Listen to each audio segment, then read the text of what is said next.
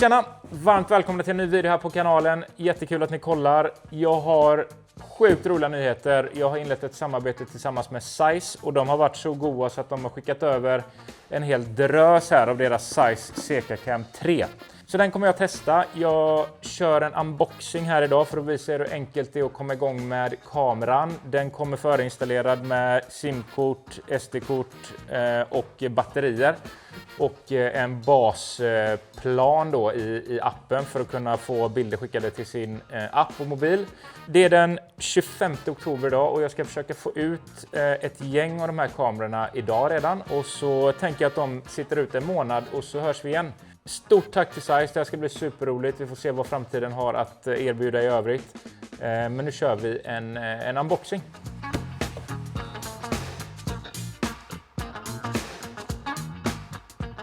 Här överst har vi en instruktionsbok som jag inte riktigt vet vad man ska ha till. För den är så superenkel att komma igång med ändå. Men det vi har här i är också en aktiveringskod.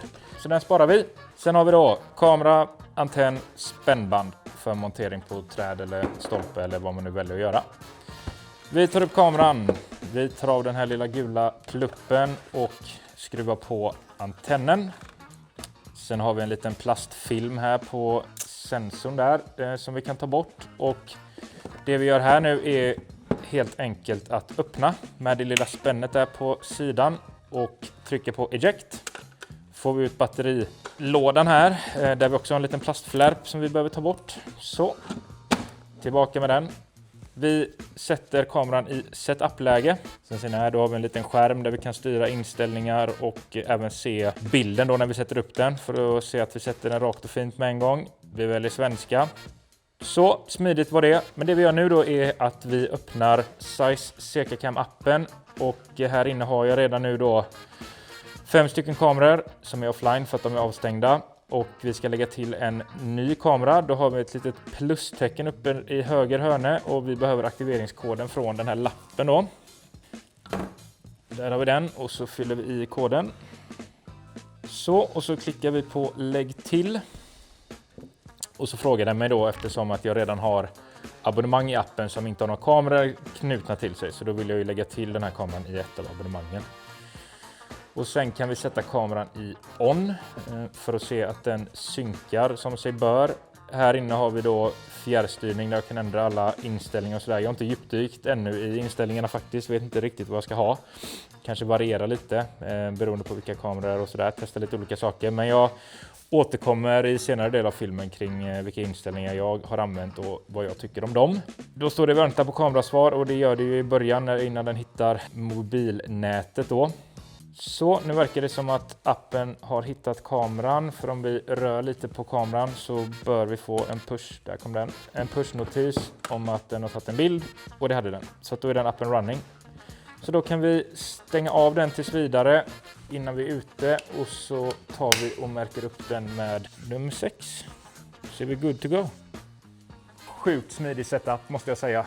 Det är magiskt när det kommer förinstallerat med SD-kort och SIM-kort och batterier och allting. Sjukt smidig setup. Så nu ska jag göra klart de sista här och sen drar vi ut och hittar lite roliga ställen och sätter de här kamerorna på.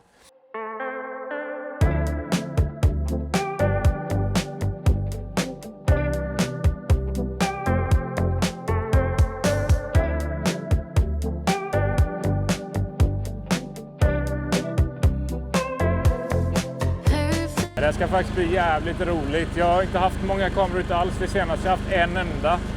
Hållit på att flytta runt den och det är svårt att få någon överblick över hela marken då. Jag gillar att gå ut och fota djur och natur också. Men det är något extra spännande med att ha kamerorna där ute hela tiden.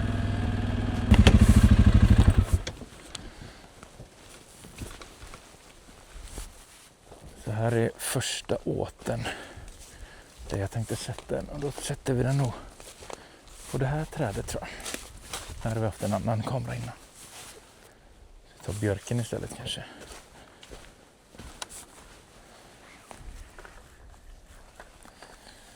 Det var ju smidigt. Spänner där också.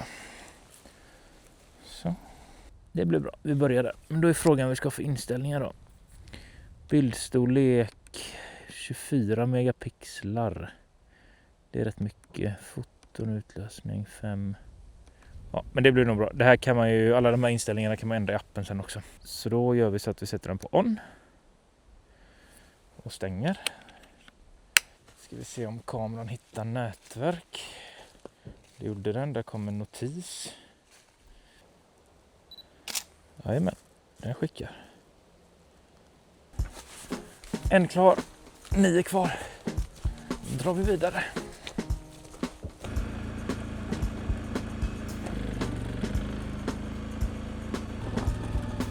Där borta står ett gäng dov.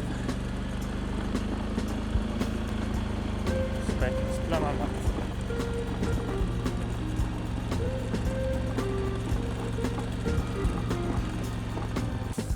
Då ska vi sätta en på åtel nummer 2 som inte heller är igång just nu men som ska vara igång till vintern.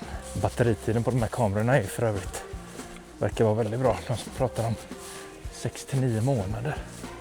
Det låter ju sjukt länge. Men det beror väl på vilka inställningar man har och sådär. Jag kommer nog vilja ha en hel del bilder så jag lär inte komma upp till 9 månader men vi får se. Sätter vi den i on.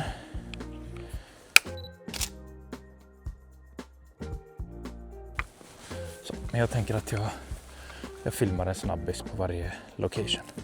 Så ser ni vart de sitter.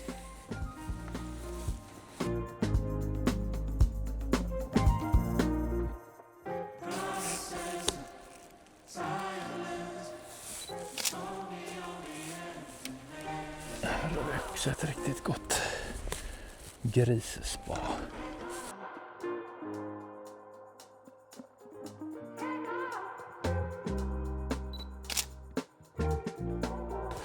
Då är 6 av 10 kameror ute. Det börjar bli mörkt. Men jag ska hinna detta idag. Tänkte jag. Vi kör på.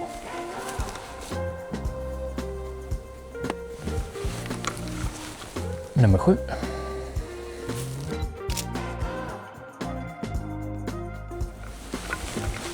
Nummer 8.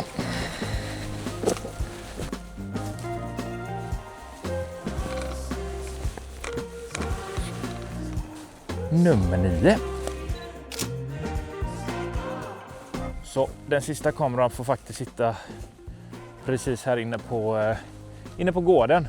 Grisarna har varit och bökat här i gräsmattan, inte just nu men för någon vecka sedan.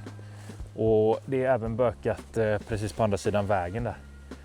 Så men då har jag satt ut 10 kameror och så hörs vi igen om en månad och så går vi igenom lite material och snackar lite om kameran. Zeiss Zekacam 3. Ni får ha det gott så länge.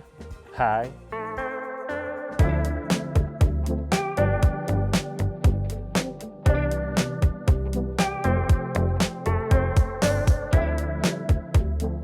Okej hörni, Zeiss Zekacam 3 då efter drygt 2 veckors användning ute i skogen.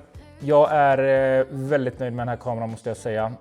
Allt ifrån setupen till appen till bildkvaliteten och hur pålitlig den är jättebra. Det finns inte jättemycket att anmärka på men jag kommer dra ett par punkter lite senare. Som sagt, de här kamerorna satt ut i 2 veckor innan jag tog in dem. Det här är kameran som jag har kallat för kamera nummer 7. Den har suttit vid en saltsten. Inställningarna på den ser ni i skärmen nu. Jag har inte laborerat jättemycket med inställningarna. De har varit ungefär samma på kamerorna. Det man kan nämna här då är väl att jag inte haft någon videoinspelning och således ingen videoöverföring till appen heller. Känsligheten har varit hög.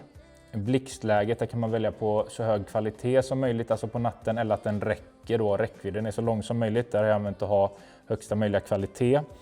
Jag har tagit 3 bilder åt gången och den andra bilden i serien har skickats till appen.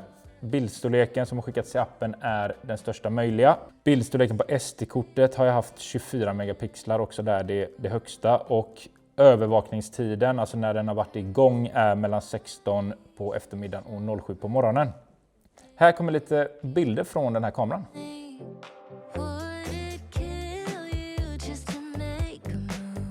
Den här kameran tog då 515 bilder på 2 veckor, vilket motsvarar 36 bilder per dygn. Jag vet inte om det är mycket eller lite egentligen, rent statistiskt sett. Men det var den tog i alla fall. Och den hade 90% batteri kvar när jag tog in den. På SD-kortet så fanns det 30,1 av 32 GB ledigt, så det var inte ens nära att bli fullt. Det SD-kortet som är inbyggt kan man ju välja att den automatiskt skriver över bilderna, och där vill man ju kanske veta då att man hinner titta på alla bilder innan den börjar skriva över. Och som sagt 515 bilder och den använder typ 1 GB är ju ganska bra, trots att jag valde 24 megapixlar då. Det var den. Sen tog jag även in kamera nummer 10. Den här har suttit ute på gården precis här, 100 meter bort på gräsmattan. Och det är lite lustigt för det är den kamera som har tagit absolut flest bilder av alla kameror.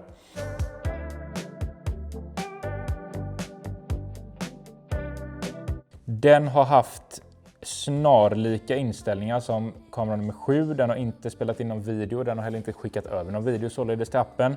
Känsligheten har varit på medium istället för hög, och istället för så hög kvalitet som möjligt på nattbilderna så har jag valt maximalt omfång så att den fångar upp så mycket som möjligt då. Här har jag valt att den ska ta 2 bilder åt gången istället för 3 och att den skickar över den andra bilden då. Annars har inställningen varit densamma med 24 megapixlar och att den skickar bilden till appen i högsta möjliga kvalitet och övervakningstiden mellan 16 på eftermiddagen till 07 morgonen efter då. Den här kameran tog 1997 bilder på 2 veckor. Det tror jag ändå är ganska mycket. Det blir 142 bilder per dygn i snitt. Den hade 50% batteri kvar när jag tog in den. Och den hade använt 28 av 32 GB då.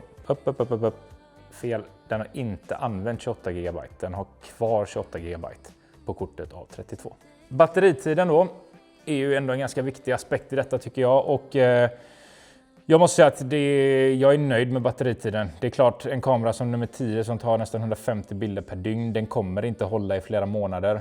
Som sagt, den var nere på 50% batteri efter 14 dagar när den tog 150 bilder per dygn. Att jämföra då med kamera 8 som kanske bara tagit 10-15 bilder på de här veckorna, den är ju fortfarande på 100% då. Så att vill man hålla ner batteritiden så kan man ju ha en kortare övervakningstid såklart, och att den tar en bild bara per sekvens. Nackdelen där är att du kanske inte ser hela djuret och sådär som går förbi. Nej, så att jag tycker att kamerorna levererar pålitligt och brukar rimlig mängd batteri för inställningarna och vad de levererar. Tittar man på appen så är den väldigt användarvänlig tycker jag. Jag har dels en mapp som heter alla bilder, där alla bilder från alla kameror samlas såklart, och väldigt lätt manövrerad app. Jag kan enkelt gå in här, titta på en bild, ladda ner den. Det går skitfort. Jag kan favoritmarkera den och då hamnar den i en separat mapp här som heter favoriter. Ja, nej, överlag jättebra användarvänlig app måste jag säga. Om jag vill ändra en inställning så går jag hit exempelvis då till mina kameror, klickar på en av dem, väljer fjärrkontroll och sen kan jag ändra inställningarna här då i realtid. Sen har ju Zeiss en ganska cool funktion som heter Color the Night, vilket innebär att kameran lär sig vad det är för bilder på omgivningen och djuren och sen färglägger den då automatiskt bilderna på natten, vilket blir rätt coolt. Jag kan visa lite bilder på det här. Det man ska ha med sig då dock, det är att för att det ska funka så måste kameran ta minst 2 bilder per dag för att sen kunna färglägga nattbilderna då. Det har jag inte kunnat göra för att jag har haft kameran avstängd på dagarna för att spara batteri och för att jag inte är så intresserad av bilderna som kommer på dagen. Så det kan vara en bra grej att ha med sig. Sen hade jag lite strul med en kamera, jag vet inte varför. Den gick offline efter en vecka och så jag var tvungen att åka ut och kolla till den. Så att jag bara startade om den och sen var den up and running igen. Jag vet inte vad som hände. Men utöver den då, det var kamera nummer 1. Utöver den har ingen kamera strulat någon gång utan de har funkat hela tiden och väldigt pålitligt. En annan grej är att i appen, om du går in på en kamera och så tar du fjärrkontroll och så ska du välja bildstorlek på SD-kort. Här finns bara 5, 8 eller 12 megapixlar att välja, men i menyn inne i kameran finns 24 megapixlar att välja, vilket jag valde.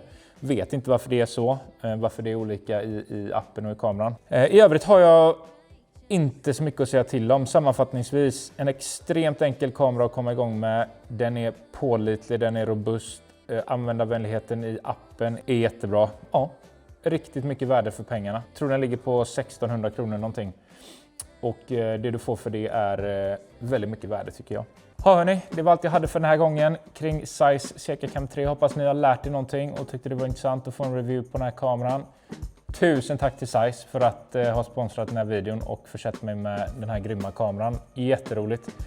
Vi får se lite när vi hörs igen. Det kommer ut en ny video snart och tills dess så får ni ha det gött.